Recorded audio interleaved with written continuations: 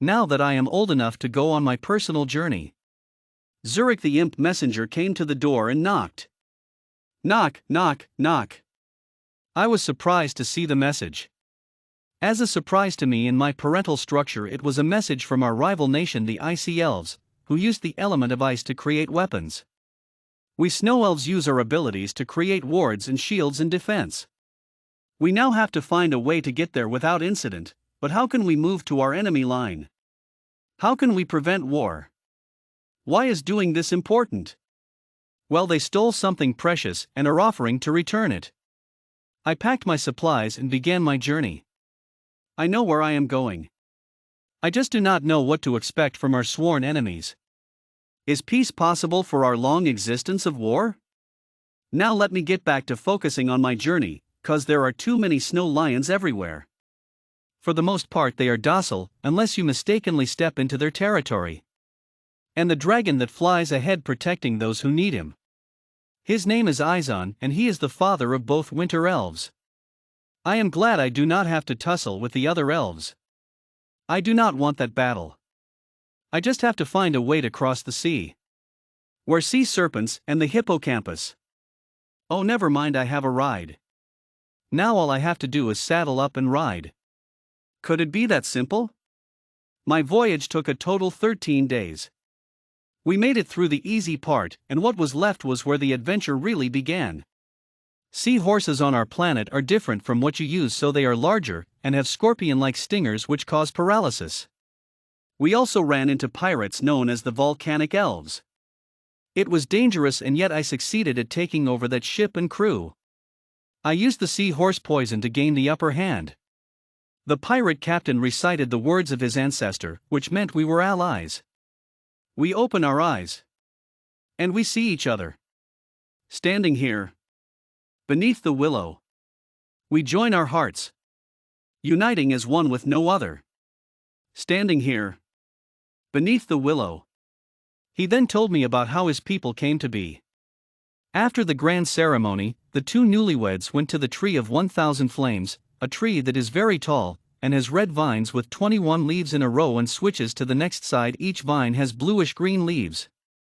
The tree itself looks as if it is covered in burning charcoal and soot. The texture of the tree feels as if you were rubbing a log that cooled down enough to grab from the burn pit. Which the fire elves always did to make their homes out of the crushed remains of burning logs and sap from the tree of 1,000 flames. You could see the passion in their eyes as they spent their possible final night together. Her hair sparkled as the light from the fire burning by their tent. The tent was made of mammoth skins, so you could fit a dragon inside. As she laid her 3 giant emerald eggs and waited for them to hatch. After he spent the week of passion with his beloved, Fycrox raised an army of fire elves to combat the horde. It took everything they had, including their lives. However, Fycrox and Phyrosian gave birth to 2 nations. The Hellion Elves and Volcanic Elves. The 3rd egg never hatched. The baby still grows more and more powerful with every victory. The Volcanic Elves, who have a rough soot-like skin that has their brightly red blood veins, now live on Volcay and build vessels from Volcay rutax that grows.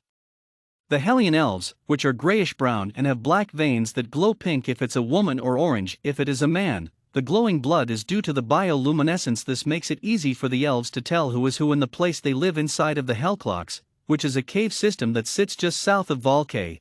They both protect the world from another invasion. Now my journey will begin again.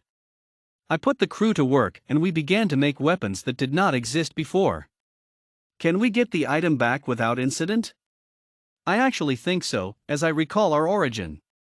What my fair maiden Izian said with compassion. What do you want, my fair maiden? I would do anything to please you. The fair maiden responded, I would like what Phyrosian and Fycrox had a century ago. Very well, but we need the Viking stone from the water tribe of Tuolantis. Izian proclaimed you would need to give them something in return. The water maiden replied, they can have all my jewels as long as I can have you. Izian boasted as he transformed into an elf.